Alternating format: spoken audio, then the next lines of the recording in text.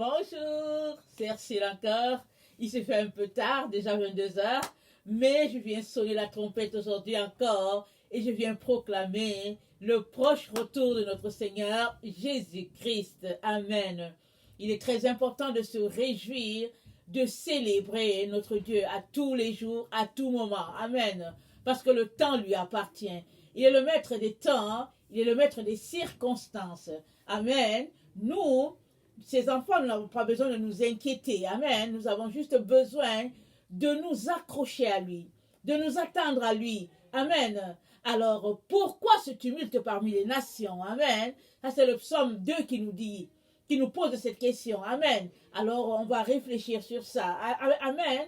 Alors, il est important vraiment que nous puissions être calmes, parce que c'est dans le calme et la confiance que sera notre force. Amen. Alors les gens paniquent de partout, mais ceux qui marchent avec l'Éternel ne s'inquiètent de rien parce que Dieu est avec eux. Amen. Alors, il est important de venir, de lui apporter tous nos soucis, toutes nos difficultés, toutes nos inquiétudes. Il n'y a aucune maladie qui peut venir terrasser ceux-là qui marchent avec Dieu. Amen. Et si ton heure est arrivée et que c'est le temps de partir, puisque tu marches avec Dieu, tu vas juste te retrouver avec le Seigneur. Amen. Parce que la Bible dit, absent de ce corps, c'est présent avec le Seigneur. Que son glorieux nom soit béni. Alors, je vais lire le psaume 2 et on va réfléchir un peu à la parole que le Seigneur a pour nous aujourd'hui. Amen. Alors, pourquoi ce tumulte parmi les nations, ces vaines pensées parmi les peuples? Pourquoi les rois de la terre se soulèvent-ils et les princes se liguent-ils avec eux contre l'Éternel et contre son oint? Amen. Brisons leurs liens, délivrons-nous de leurs chaînes. Celui qui siège dans les cieux rit. Amen. Le Seigneur se moque d'eux. Puis, il leur parle dans sa colère. Il les épouvante dans sa fureur. C'est moi qui ai oint mon roi sur Sion, ma montagne sainte. Je publierai le décret. L'Éternel m'a dit, tu es mon fils. Je t'ai engendré aujourd'hui. Amen. Amen. Demande-moi, je te donnerai les nations pour héritage, les extrémités de la terre pour possession. Tu les briseras avec une verge de fer. Tu les briseras comme le vase d'un potier. Et maintenant, roi, conduisez-vous avec sagesse. Amen. Juge de la terre, recevez instruction. Servez l'Éternel avec crainte. Et réjouissez-vous avec tremblement. Baisez le Fils de peur qu'il ne s'irrite. Et que vous ne périssiez dans votre voie. Car sa colère est prompte à s'enflammer. Heureux tous ceux qui se confient en lui. Amen. Quel psaume réconfortant. Amen. Pour tous ceux-là qui cherchent leur refuge dans l'Éternel. Alors, on est dans le temps où vraiment, la paix semble ôtée de la terre, mais tous ceux-là qui se confient en l'Éternel ne sont troublés de rien. Ils reposent à l'ombre du Tout-Puissant, nous dit la parole de Dieu. Amen. Alors, les rois se sont ligués contre loin de l'Éternel, mais on peut voir ça au niveau d'Israël. Alors, tout le monde... Jérusalem est envahie. Les nations sont là et on sait tout ce qui se passe autour de la terre. Il y a des troubles partout, il y a des missiles qui sont envoyés dans telle direction. Alors il y a tel qui demande une portion d'Israël. Mais Dieu est roi sur sa portion. C'est Dieu qui a dit à Israël, voici la portion que je te donne. Alors on sait tous que chaque fois que Dieu met sa main quelque part, Satan veut ça aussi. Amen. Alors Satan est toujours en train de convoiter ce que Dieu a. Amen. Mais Dieu dit, pourquoi ce tumulte parmi les nations? Alors les nations, ils sont perturbés. Mais nous, ces enfants, nous demeurons dans la paix et dans la quiétude. Et le verset 4 nous dit, celui qui siège dans les cieux rit, le Seigneur se moque d'eux. Amen. Le Seigneur n'est pas perturbé. Il n'a aucun problème. La Bible nous dit que, quand le déluge était là, le jour du déluge, Dieu était sur son trône. Question de dire que Dieu, il est maître à bord. Amen. Il maîtrise tout ce qui se passe et il est toujours roi. peu importe ce que les humains font, peu importe leur attitude, Dieu demeure roi à toujours et à jamais. Il est donc important qu'on puisse saisir cela et nous aligner dans ses voies. Parce que ce n'est que dans les voies de l'Éternel qu'on sera protégé. Amen. Alors, loin de l'Éternel, a donné sa vie pour l'humanité. On le voit dans le Ésaïe 53. Amen. On va le lire rapidement. On connaît ce passage-là. Amen. On le connaît bien. Et ça dit, le verset 2, il s'est élevé devant lui comme une faible plante, comme un rejeton qui sort d'une terre desséchée. Il n'avait ni beauté ni éclat pour attirer nos regards, et son aspect n'avait rien pour nous plaire. Méprisé, abandonné des hommes, homme de douleur et habitué à la souffrance, semblable à celui dont on détourne le visage. Nous l'avons dédaigné, nous n'avons fait de lui aucun cas. Cependant, ce sont nos souffrances qu'il a portées.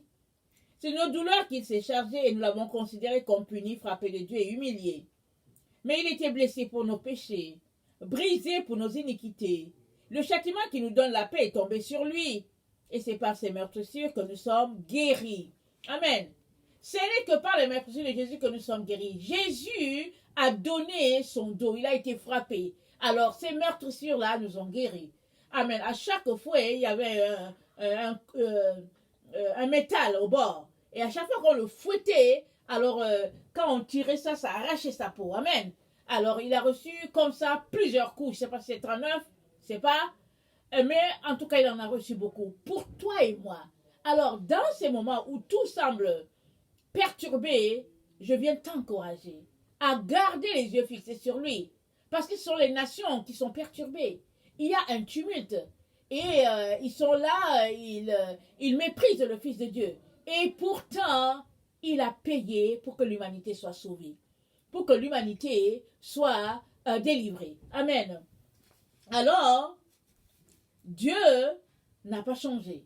Il nous a dit plusieurs fois qu'il est le Dieu du jugement. Le même Dieu qui a jugé Israël dans le passé, c'est le même Dieu qui va juger l'humanité aujourd'hui. Et nous sommes vraiment dans les temps qui annoncent sa venue. Il est très important de mettre notre vie en règle. Alors, attendez, je vais lire Ésaïe 9. On va aller dans Ésaïe 9. Ésaïe 9.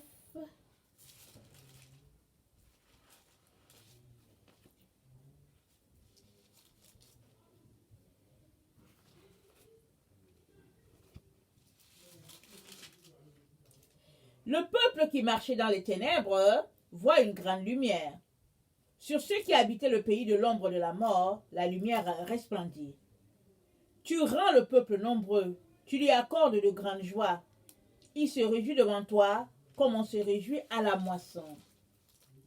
Comme on pousse des cris d'allégresse au partage du butin. Car le joug qui pesait sur lui, le bâton qui frappait son dos, la verge de celui qui l'opprimait, tu les brises comme à la journée de Madian. Car toute chaussure qu'on porte dans la mêlée et tout vêtement guerrier roulé dans le sang seront livrés aux flammes, pour être dévorés par le feu. Car un enfant nous est né, un fils nous est donné, et la domination reposera sur son épaule. On l'appellera admirable, conseiller, Dieu puissant, Père éternel, prince de la paix. Amen. Voilà le nom de Dieu, prince de paix, conseiller. Si nous avons vraiment besoin d'un conseiller aujourd'hui sur toute la terre, c'est bien de Jésus. Mais malheureusement, l'humanité lui a tourné le dos. Les autorités, les rois de la terre, les présidents ne veulent pas de son conseil. Alors, ils vont goûter, amen, à le feu de l'Éternel. Alors, son feu est un feu qui purifie pour ses enfants, et c'est un feu qui brûle pour les autres qui ne veulent pas marcher selon ses plans. Il est donc important que toi et moi, nous puissions nous assurer que nous sommes en train de marcher dans ses voies. Et il n'est pas trop tard. Si l'Esprit nous montre que, au fait, il y a quelque chose qui bloque, il est important de venir dans l'humilité devant Dieu, parce que Dieu ne dédaigne pas un cœur humble.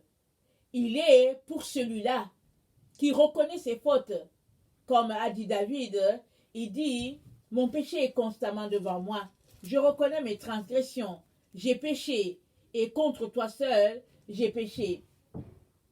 Il dit, le psaume 51, il dit, ô Dieu, verset 3, aie pitié de moi dans ta bonté. Selon ta grande miséricorde, efface mes transgressions. Lave-moi complètement de mon iniquité et purifie-moi de mon péché. Car je reconnais mes transgressions et mon péché est constamment devant moi. J'ai péché contre toi seul et j'ai fait ce qui est mal à tes yeux. En sorte que tu seras juste dans ta sentence, sans reproche dans ton jugement. Voici, je suis né dans l'iniquité et ma mère m'a conçu dans le péché. Mais tu veux que la vérité soit au fond du cœur. Fais donc pénétrer la sagesse au-dedans de moi. Purifie-moi avec l'hypnose et je serai pur. Lave-moi et je serai plus blanc que la neige. Annonce-moi l'allégresse et la joie, et les eaux que tu as brisées se réjouiront. Détourne ton regard de mes péchés et efface toutes mes iniquités. Ô Dieu, crée en moi un cœur pur. Renouvelle en moi un esprit bien disposé. Ne me rejette pas loin de ta face. Ne me retire pas ton esprit saint. Rends-moi la joie de ton salut et qu'un esprit de bonne volonté me soutienne. J'enseignerai tes voies à ceux qui te les transgressent et les pécheurs reviendront à toi. Ô Dieu, Dieu de mon salut, délivre-moi du sang versé. Amen. C'est la prière de David. Alors, on sait tous ce qui est arrivé à notre roi David. On sait comment il a connu des moments, au fait, où il est tombé. Il a connu des moments de vallée et il n'est pas resté dans la vallée. Par la prière, par la supplication, par l'humiliation, un esprit d'humiliation, il est revenu. Amen. Ses enfants l'ont méprisé, ils l'ont chassé de son trône et Dieu lui-même a ramené David. David est revenu sur le trône, il est mort sur le trône en tant que roi. Il n'y a que Dieu qui peut faire ça. Amen. Mais David a su marcher dans l'humilité. Il a reconnu ses fautes et il supplie Dieu de lui donner un cœur pur, de créer en lui un esprit bien disposé, parce qu'il reconnaît son péché. Il dit, tu veux que la vérité soit au fond du cœur, et Dieu veut cela pour chacun d'entre nous. Dieu aimerait que la vérité soit au fond de notre cœur. Et qu'est-ce que David dit? Il dit, fais donc pénétrer la sagesse au-dedans de moi. Toi et moi avons besoin de la sagesse pour que la vérité puisse demeurer au fond du cœur. Parce que les voies de Dieu sont différentes des voies de ce monde. Et l'esprit est disposé, mais la chair est faible. Et nous avons constamment besoin de demeurer dans la prière, avoir un esprit de prière, un esprit d'intercession, comme la Bible nous dit, priez sans cesse. Priez sans cesse. Et David donc supplie le Seigneur, il dit, fais donc pénétrer la sagesse au-dedans de moi. Alors, ça c'est vraiment un exemple de prière que nous devons avoir en ces temps de la fin où nous nous trouvons. Un esprit de supplication, vraiment, que le Seigneur nous le donne, afin qu'on ne puisse pas se laisser distraire. Amen. Souvent, hein, on peut se dire, oui, on veut voir à quel niveau est rendu le corona. Alors, on passe le temps à zapper, à savoir où est rendu le Covid-19, à quel niveau. Alors, quel est le pays qui est le plus touché? Tout cela, c'est la perte du temps. Amen. Il est mieux de concentrer son énergie à genoux, les genoux au sol, en train de supplier celui-là qui vit au siècle des siècles. Celui-là qui a sur toi le pouvoir de vie ou de mort. Celui-là qui peut mettre vraiment une croix sur ta vie, ou bien celui-là qui peut dire non, lui, en tout cas, rien ne va le toucher. Amen. Et tous ceux-là qui demeurent sous l'abri du Très-Haut sont protégés, parce que tu es à l'ombre du Tout-Puissant. Amen. Il est très important que tu marches en nouveauté de vie et en confessant que la victoire est la tienne. Amen. Il est très très important. Ne te laisse pas emporter par la peur, parce que la peur, c'est l'œuvre de Satan. Mais tous ceux-là qui se confient en l'Éternel demeurent là, sous ses ailes, et reposent là, dans sa présence. Il est très très important. Alors si Dieu est dans le temps où il va juger les nations, il va aussi juger tous ses serviteurs qui ne marchent pas dans la droiture. Allons-y dans Ézéchiel 39. Il est très important qu'on sache ça parce que Dieu est un Dieu juste. Sa justice est telle que chacun est récompensé. Il nous a dit qu'il vient et sa récompense est avec lui. Il vient récompenser tout un chacun. Que tu le reconnaisses aujourd'hui comme ton roi ou pas, ça ne change rien. Ce jour-là, tu sauras qu'il est ton roi. Ce qui est dommage, c'est que bon, tu auras passé ton temps à ne pas le connaître. Alors moi, je viens t'encourager à changer tes voies. Maintenant que tu peux changer les choses, change-les. Amen. Alors, dans Ézéchiel 34, le verset 9 dit, à cause de cela, pasteur, écoutez la parole de l'Éternel. Ainsi parle le Seigneur l'Éternel. Voici, j'en veux au pasteur. Je reprendrai mes brebis d'entre leurs mains. Je ne les laisserai plus paître mes brebis. Et ils ne se paîtront plus eux-mêmes. Je délivrerai mes brebis de leur bouche. Elles ne seront plus pour eux une proie. Car ainsi parle l'Éternel. Car ainsi parle le Seigneur l'Éternel. Voici, j'aurai soin moi-même de mes brebis et j'en ferai la revue. Alléluia. Comme un pasteur inspecte son troupeau, quand il est au milieu de ses brebis éparses, ainsi je ferai la revue de mes brebis. Et je les recueillerai de tous les lieux où elles ont été dispersées au jour des nuages et de l'obscurité. Alléluia. Je les retirerai d'entre les peuples, je les rassemblerai des diverses contrées, et je les ramènerai dans leur pays. Je les ferai paître sur les montagnes d'Israël, le long des ruisseaux, et dans tous les lieux habités du pays. Je les ferai paître dans un bon pâturage, et leur demeure sera sur les montagnes élevées d'Israël. Là, elles reposeront dans un agréable asile, et elles auront de grands pâturages sur les montagnes d'Israël. C'est moi qui ferai paître mes brebis. C'est moi qui les ferai reposer, dit le Seigneur l'Éternel. Je chercherai celle qui était perdue. Je ramènerai celle qui était égarée. Je panserai celle qui est blessée. Et je fortifierai celle qui est malade. Mais je détruirai celles qui sont grasses et vigoureuses. Je veux les paître avec justice. Et vous, mes brebis, ainsi parle le Seigneur l'Éternel. Voici, je jugerai entre brebis et brebis. Amen. Entre bélier et bouc. Alléluia. Est-ce trop peu pour vous de paître dans le bon pâturage pour que vous fouliez de vos pieds le reste de votre pâturage? De boire une eau limpide pour que vous troubliez le reste avec vos pieds? Et mes brebis doivent paître ce que vos pieds ont foulé et boire ce que vos pieds ont troublé. C'est pourquoi ainsi leur parle le Seigneur l'Éternel. Voici, je jugerai entre les brebis grasses, alléluia, et la brebis maigre. Amen, quelle bonne parole, merci Seigneur. Parce que vous avez heurté avec le côté et avec l'épaule, et frappé de vos cornes toutes les brebis faibles, jusqu'à ce que vous les ayez chassées. Je porterai secours à mes brebis, alléluia, merci Seigneur, afin qu'elles ne soient plus au pillage. Et je jugerai entre brebis et brebis. Oh, praise the Lord. J'établirai sur elles un seul pasteur, qui les fera paître, mon serviteur David. Il les fera paître, il sera leur pasteur. Alléluia. Oh, merci Seigneur, merci Jésus. Moi, l'Éternel, je serai leur Dieu. Et mon serviteur David sera prince au milieu d'elles. Moi, l'Éternel, j'ai parlé. Alléluia. Et je traiterai avec elles une alliance de paix. Et je ferai disparaître du pays les animaux sauvages. Elles habiteront en sécurité dans le désert et dormiront au milieu des forêts. Je ferai d'elles et des environs de ma colline un sujet de bénédiction. J'enverrai la pluie en son temps, et ce sera une pluie de bénédiction. Oh, merci mon Dieu. L'arbre des champs donnera son fruit, et la terre donnera ses produits. Elles seront en sécurité dans leur pays, et elles sauront que je suis l'Éternel, quand je briserai les liens de leur joug, et que je les délivrerai de la main de ceux qui les asservissaient. Alléluia. Elles ne seront plus au pillage parmi les nations.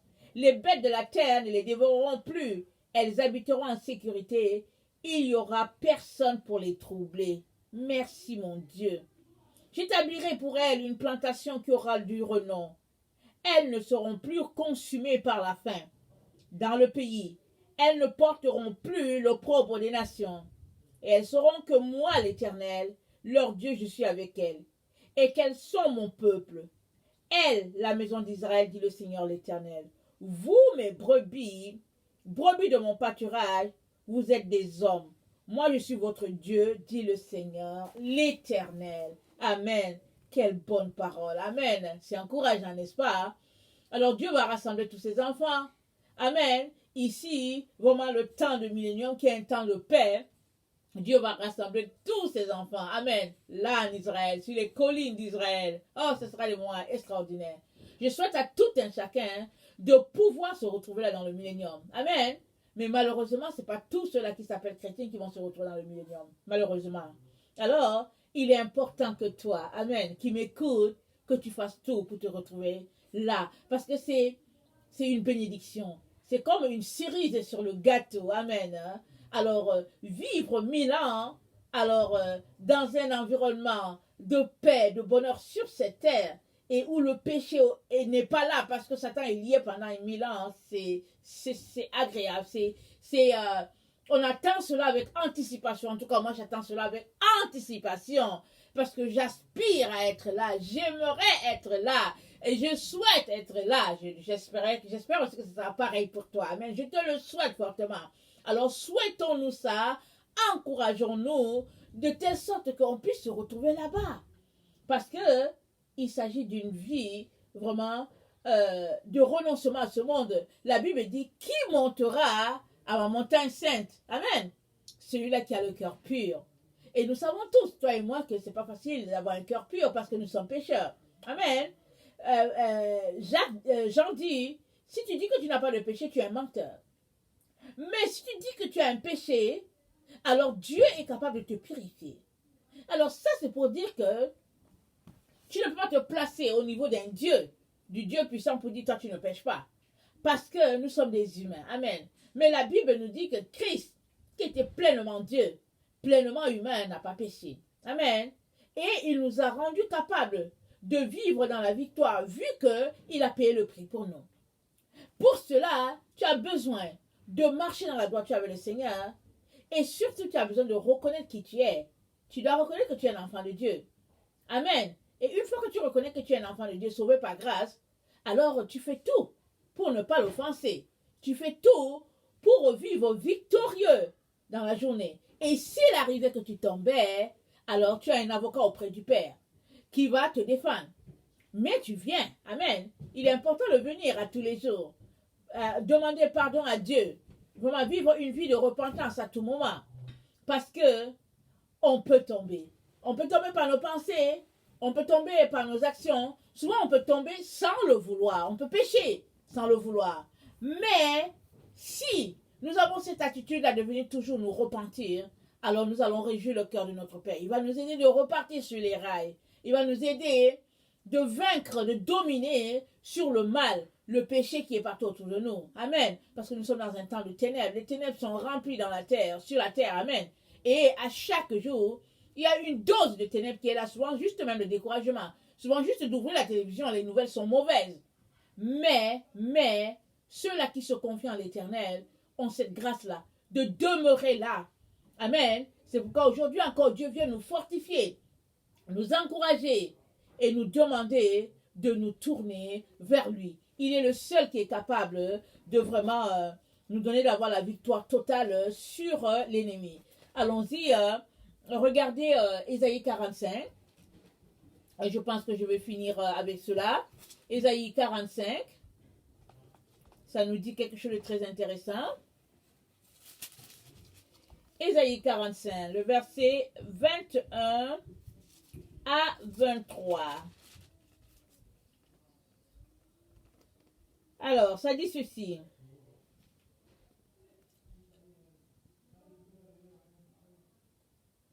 Je vais commencer au 20.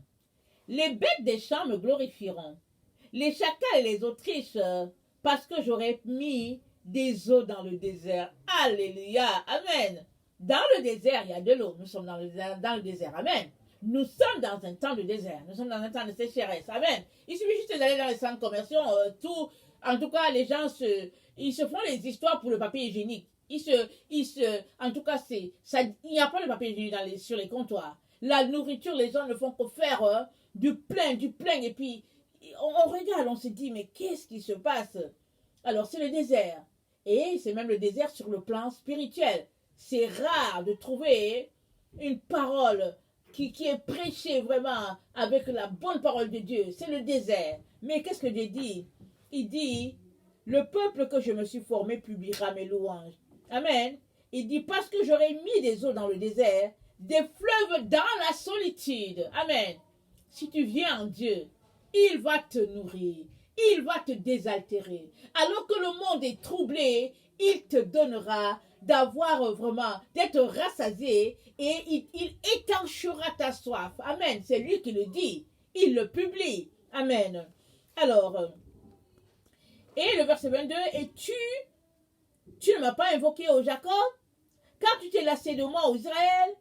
Tu ne m'as pas offert des brebis en holocauste, et tu ne m'as pas honoré par tes sacrifices. Je n'étais point tourmenté par des offrandes. Je n'étais point fatigué pour de l'encens. Tu n'as pas à prix d'argent acheté pour moi des aromates, et tu ne m'as pas rassasié de la graisse de tes sacrifices. Mais tu m'as tourmenté par tes péchés.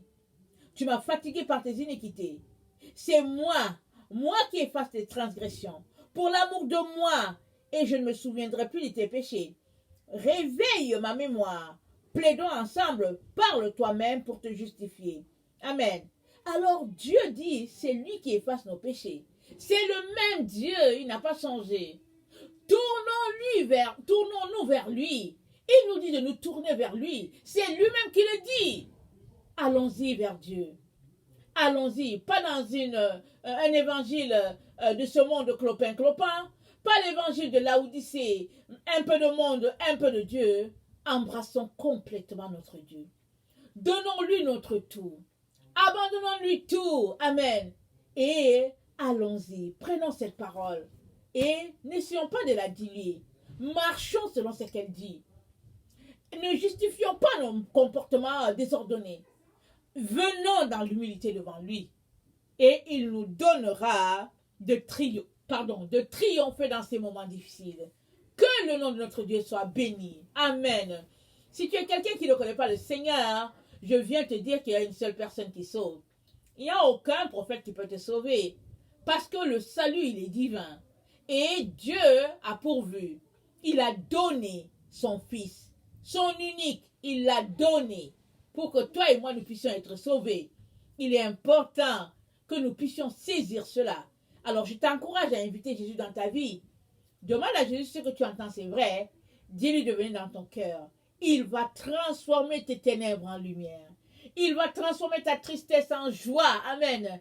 Et il te donnera la vie à perpétuité. Amen. Voilà, que le Seigneur bénisse sa parole. Et ne crains pas, il n'y a rien qui puisse t'écraser. Il n'y a pas de Covid qui va pouvoir dominer sur toi parce que Dieu est ta bannière. Et sur toi, cette bannière qu'il déploie, c'est l'amour. Alors concentre-toi sur l'amour de Dieu et tu verras, tout ira bien. Que son nom soit béni. Voilà, je vous aime beaucoup et Dieu davantage. Soyez bénis. Maranatha. Jésus revient bientôt. Amen. Amen.